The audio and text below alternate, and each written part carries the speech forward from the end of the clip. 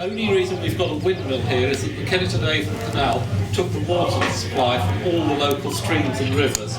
So 5 local water mills closed down when the canal was built. So shortly afterwards, in 1820, a group of local farmers had this windmill built.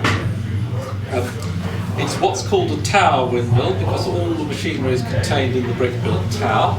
The only bit that moves is this dome bit at the top, and that carries this big shaft called the wind shaft, which has got sails at one end.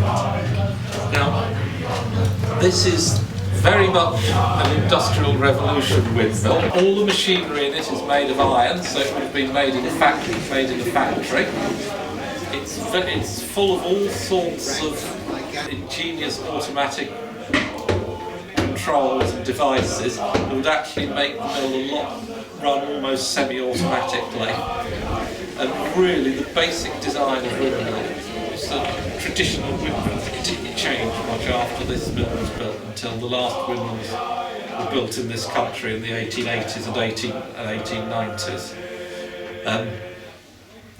One of the automatic devices is a little auxiliary windmill at the back called the fantail, and that always keeps the sails of the mill pointing into the wind, because it's extremely bad news if the wind gets behind the sails of the windmill. On a tower mill like this, it can actually cause the top to be blown off.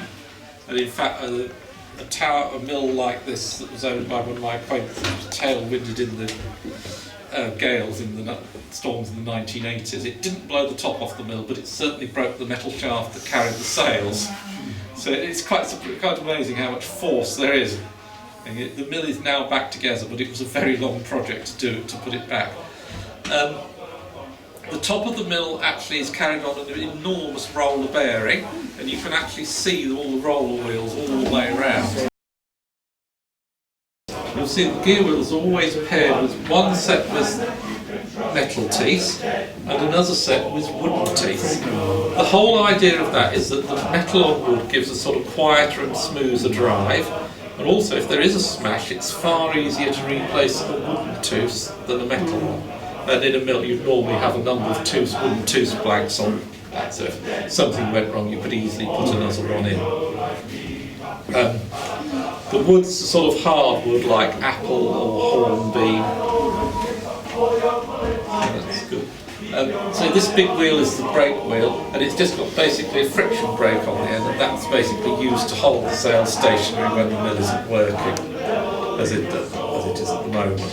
The mill was used until around about the time of the First World War, or just before.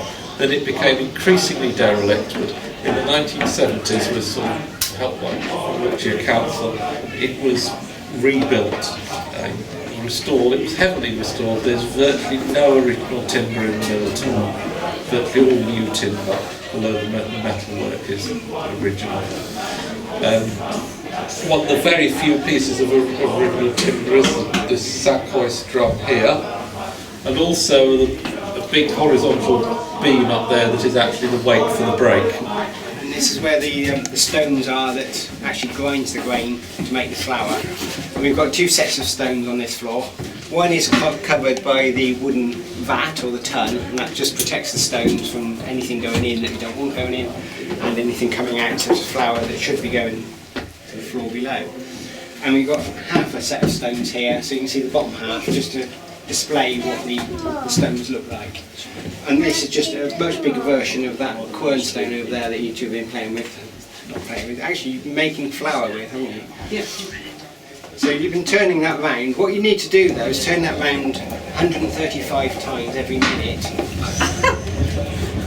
to make flour. So the sails themselves go around about 15 times a minute. And the cogs in the sort of floors above actually convert that 9 times, multiplies it 9 times to make this top stone go around fast enough to actually make the flour. And you notice I said the top stone goes round. So this stone you can see here in the bottom will actually stay fixed, and it's the top one that moves. And the top one will look just the same as this one, so it's got all the grooves cut into it, just the same as it, but the other way up. So it's the grooves hitting each other will actually crush the grain. So the grain will go through, there's a hole in the top like that.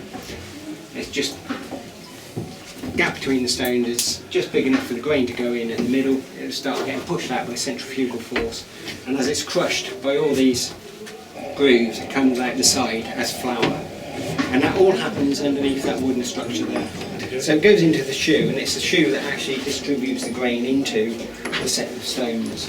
One of these things, known as a damsel, would be attached to the workings that comes up through the centre of the stone, and this would be spinning round at the same speed as the stone, and it's those three things there banging against the side of the shoe, shakes it, like that, so it tips the grain into the hole,